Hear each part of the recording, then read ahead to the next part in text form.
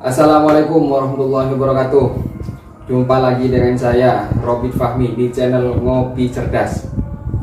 Hari ini kita mendatangkan narasumber lain. Kalau sebelumnya kita sudah ngopi-ngopi dengan single mom, terus kemudian ngopi-ngopi dengan ketua partai. Hari ini kita cukup berbeda. Jadi narasumber kita hari ini membahas tentang hal-hal yang berbau gaib.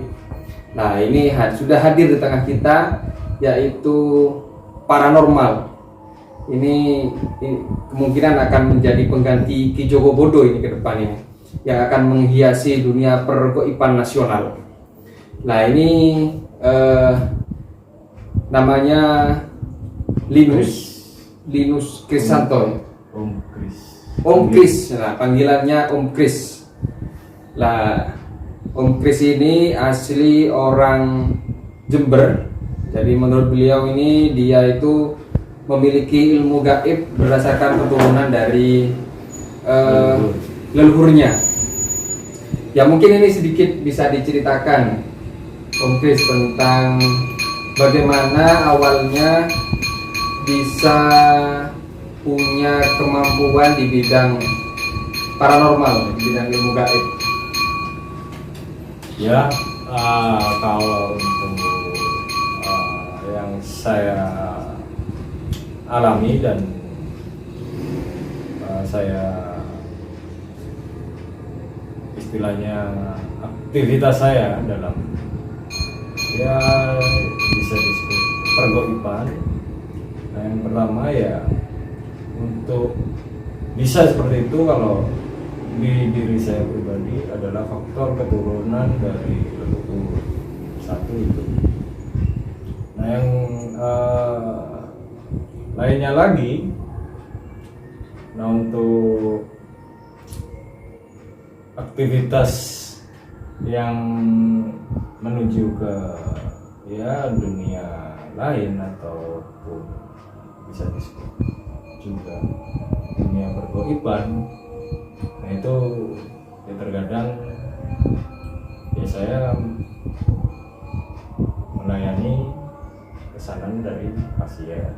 Contoh beragam kasus yang ada di lapisan masyarakat ya berbagai macam, entah itu kasus hukum ataupun kasus sakit penyakit. Jadi seperti itu. Ya, jadi itu Om Kris ini ternyata sudah menangani banyak pasien, teman-teman semuanya. Jadi dari semua lapisan masyarakat. Nah, kira-kira rentan usianya itu yang menjadi pasien sampean ini rentan usia berapa? Masa yang muda-muda itu apakah ada yang muda-muda, yang milenial masih percaya hal semacam itu? Ya, kebetulan yang menjadi seperti pasien saya yang minta istilahnya bantuan supranatural ya kisaran kalau di saya pribadi itu ya kisaran 30-an lah. 30-an ke atas. Ke atas ya. Itu pekerjaannya apakah di pejabat pemerintah atau swasta, rata-rata? Nah, kalau untuk pekerjaan dari klien atau pasien saya itu biasanya ya beragam, namun juga bisa di ranah aparatur negara. Kalau rata-rata ada nggak pasien itu yang minta, misalkan tidak suka sama orang, minta ini disantet, diisi patul perutnya ya? Ada Nah, klien yang minta seperti itu? Kalau klien saya itu tidak ada. Tidak ada. Ya, sampai hari ini selama saya menangani sebuah perkara atau permasalahan di dunia supranatural itu tidak ada yang minta untuk mencelakai atau kasarnya menyantet orang, tidak ada. Rata-rata Mereka rata-rata ya pengen selesai urusannya, tanpa harus menyakiti orang lain seperti itu. Jadi ini teman-teman, kebetulan Om Kris ini kalau kemarin kan biasanya kalau di tingkat nasional itu paranormal itu sering memprediksi bahwa akan kejadian seperti ini. Dan Om Kris ini sempat kemarin itu memprediksi memprediksi bahwa akan terjadi musibah di daerah Jember lah. Jember juga secara skala nasional. Dan ternyata memang benar, sebelum prediksinya itu Jember itu kemarin sempat dilanda banjir, terus kemudian Semeru erupsi, entah ini apakah kebetulan atau memang prediksinya ini ya benar. Nah, ini 8 Desember saya sudah share di media sosial saya tentang kewaspadaan untuk masyarakat luas, khususnya ya Kabupaten Jember juga. Itu isinya alam bergoncang, gunungan bergantian sudah berembus, ke depan ada getaran daratan dan luberan banyu atau air. Nah, itu dalam artian kata ke depan ada getaran daratan itu diartikan gempa bumi. Dan luberan banyu atau air itu bisa banjir atau tsunami kecil. Ya, intinya bencananya ya berupa air. Terus gunung itu termasuk kemarin erupsi Semeru ya. Dan ini statusnya Om Kris ini 8 Desember 2021. Berarti itu sebelum erupsi. Sesudah erupsi. Sesudah erupsi. Namun untuk gempa ya, untuk 5.0 magnitudo itu yang di Jember Selatan ini lebih dulu. Jadi sebelum gempa dia sudah memprediksi. Sebelum juga kejadian banjir juga di skala nasional, entah di luar Jawa ataupun ya di Jawa sekalipun itu juga sudah terjadi. Bahkan kemarin Kabupaten Jember sendiri juga dilanda banjir yang secara mendadak yang mengakibatkan 2 nyawa itu meninggal dunia. Nah, kira-kira ini menurut terawangan Om Kris ini, ke depan ini bakalan ada bencana lagi apa enggak? Ya kalau yang dominan, kalau yang saya lihat ya tetap arti katanya daratan bergetar, ya artinya masih adalah sedikit goncangan gempa ataupun luberan air. Nah, itu prediksinya Om Kris, teman-teman semua. Nah, ini bukan untuk menakut-nakuti masyarakat, namun untuk waspada dan saya ingatkan menjaga lingkungan masing-masing. Entah kalau itu menyebabkan banjir, ya jangan membuang sampah sembarangan ataupun memanfaatkan lahan, jangan juga sembarangan memotong hutan, menebang pohon seperti itu. Ya intinya selalu waspada. Ya ibarat kata hidup ini kan bagaimana kita yang jalan kan, selebihnya kita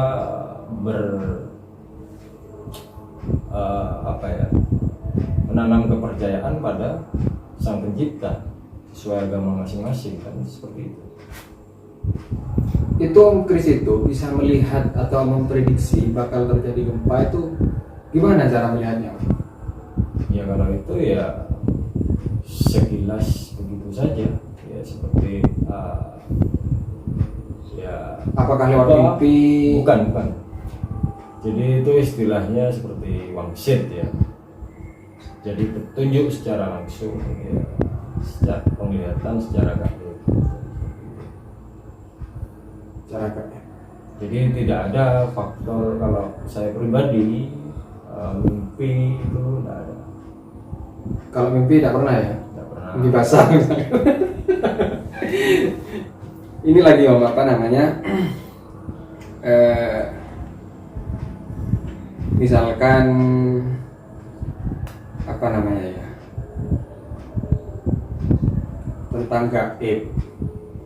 Itu kan rata-rata menggunakan jin sebagai mediator. Jadi kalau apa namanya, yang saya ketahui, misalnya kalau minta pertolongan ke dukun, biasanya dukun itu kan menggunakan jin sebagai mediator untuk menyembuhkan orang ini sebagai alat.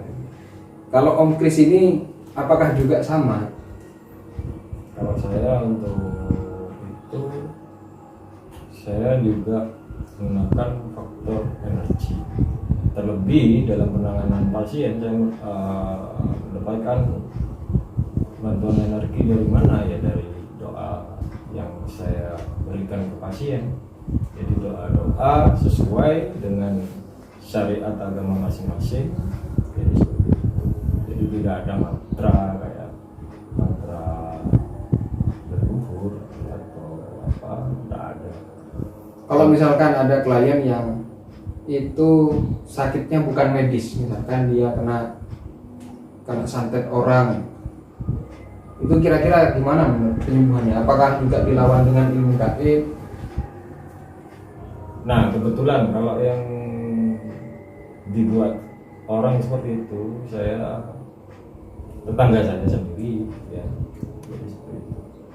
Jadi ya memang penanganan sama, saya suruh orangnya membaca amalan doa-doa sesuai syariat agamanya.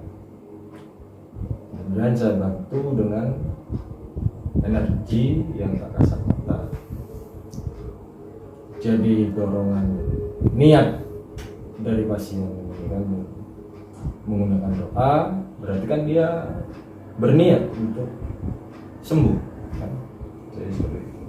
Jadi istilahnya saya hanya perantara, selebihnya atas izin sang Pencipta ya. pencipta. Ya disesuaikan dengan agama masing-masing. Apa? Jelas kita sebagai manusia tentunya ada penciptanya, siapa kan seperti itu. Kalau misalkan mengobati orang yang kena santet, itu kan rata-rata si nyantet itu kan apa namanya tidak terima. Pernah Kak Om Kris sendiri itu misalkan, oh ini ada kiriman santet dari orang, pernah nggak? Kiriman maksudnya?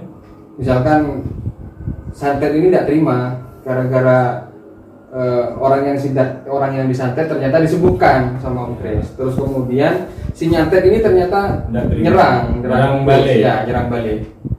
Pernah nggak? Iya pernah. Terus ya itu sifatnya mereka nekat, ya kan? mencoba lagi, namun dalam penyembuhan itu kan ada istilahnya penguncian agar orang tersebut tidak lagi diserang atau diganggu dengan yang tak kasat mata seperti itu oleh ulah dari manusia lain. itu yang gaib. Jadi itu teman-teman, kalau ingin mengetahui bagaimana dunia gaib itu berjalan, kalau apa namanya, apakah ada perkumpulannya sendiri kayak Om Kris ini? Kalau di Jember itu kan, kalau di Banyuwangi itu kemarin ada asosiasi dukun. Kalau kayak Om Kris ini apakah juga ada apa namanya kumpulannya? Kalau saya sendiri ya secara pribadi tidak bergabung dengan paguyuban apapun, tidak ada. Jadi murni saya bergerak sendiri tanpa adanya paguyuban.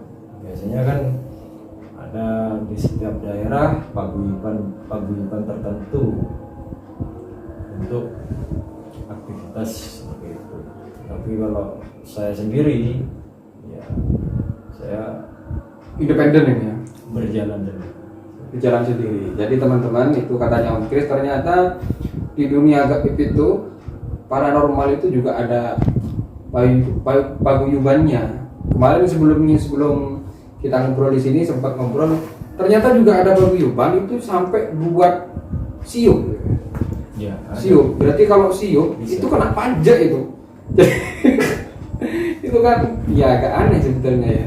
Hal-hal yang berbau gaib yang tidak bisa dilihat kasat mata, tapi justru dibuatkan siup. Kemudian jangan-jangan nanti ada CV, ada BD-nya. Ya, jadi seperti itu. Contohnya aja, kenapa kayak DPR RI mengajukan rancangan undang-undang santet ya. Pemerintahan pusat saja percaya, iya kan? Tentang hal yang tidak bisa dilihat dengan mata, namun ada dan bisa menyakiti orang lain, bahkan masuk dalam draft undang-undang. Coba bayangkan, Betul. di level pemerintah pusat saja mengakui ada yang goib tersebut, ya kan? Ya, kalau menurut saya tak lepas kita dari kultur dan budaya Indonesia. Ya, sifat-sifat klinik semacam itu ya memang melekat. Ini Om Kris ini mulai tahun berapa terjun sebagai paranormal? Kalau saya untuk ya disebut paranormal sih ya enggak lah, ya aktivis supranatural gitu aja. Saya menjalani aktivitas seperti itu ya sebenarnya baru,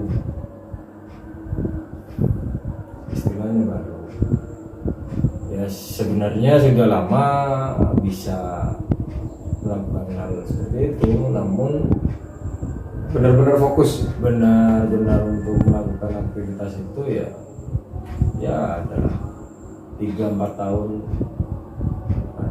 Ini sudah banyak berarti pasiennya ya. Kalau untuk pasien ya kebetulan yang banyak luar kota. Kalau Jember sendiri belum ada. Ada, hanya beberapa saja. Namun yang banyak permintaan, yang sering kali masuk itu ya kebanyakan Luar dari kota. luar kota. Kalau misalkan pasien ada enggak pasien yang minta misalkan suka dengan orang, Ya suka dengan ada, perempuan, ada, agar si perempuan itu suka, ada. ada. Itu sukses ya? Sukses, iya. Adapun ada yang tidak sukses. Kalau tidak sukses itu faktornya apa? Kalau saya pribadi dikenalkan dengan keluarga pribadinya, entah anaknya atau istrinya. Sebab kalau saya pribadi, kalau sudah mengenal baik keluarganya, keluarga pasien saya yang meminta perjodohan ini, terkadang kan manusia tidak puas kan apa yang dimilikinya. Namun kalau saya pribadi menangani hal seperti itu, ya pastinya gagal, karena saya sudah mengenal baik dengan keluarganya, tentunya tidak berkenan. Kecuali saya tidak kenal baik dengan keluarganya, terus dia datang sendiri ke saya, ya itu Rata-rata sukses ya? rata-rata bisa. Ya ini bisa pesan, bukan saran. Misalkan para jomblowati yang pengen segera menikah tapi tidak dapat jodoh, ini bisa langsung datang ke Om Kris. Mungkin sekian dulu ngopi bareng. Sebentar. Ya sebentar ya dari Kris. Untuk satu hal tentang arwah. Tentang arwah ini. Nah, arwah itu seperti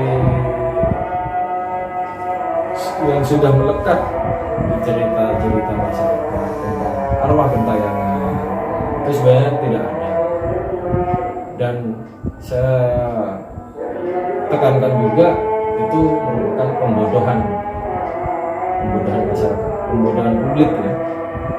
Ya logikanya saja, seperti halnya kita manusia sedang melakukan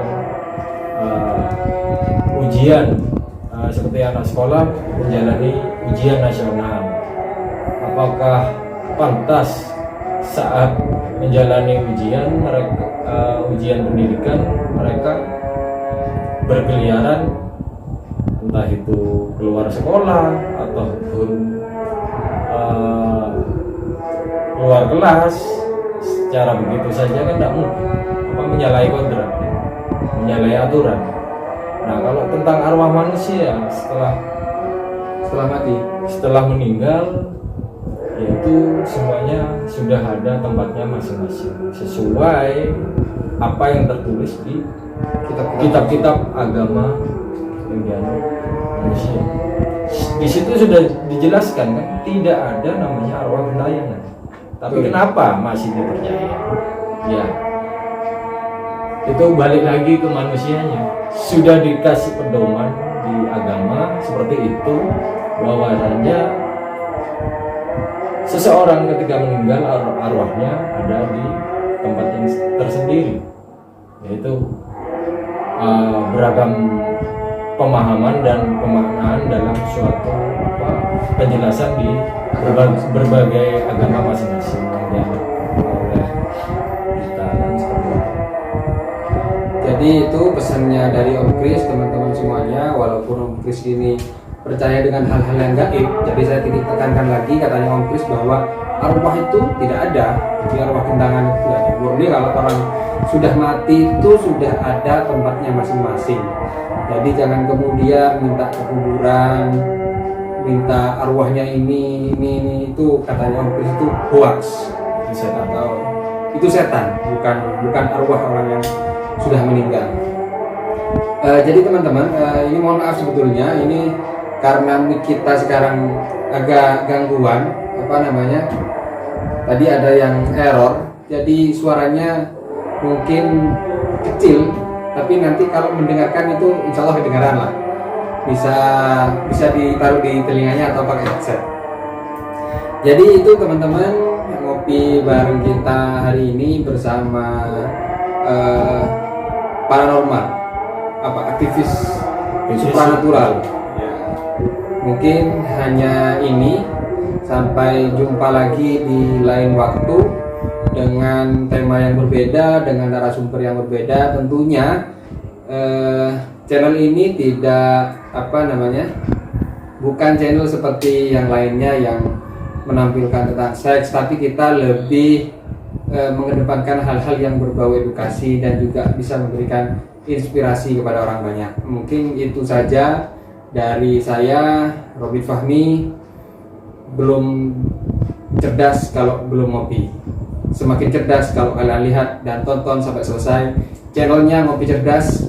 Like, subscribe, dan jangan lupa di share. Sekian dari saya. Assalamualaikum warahmatullahi wabarakatuh.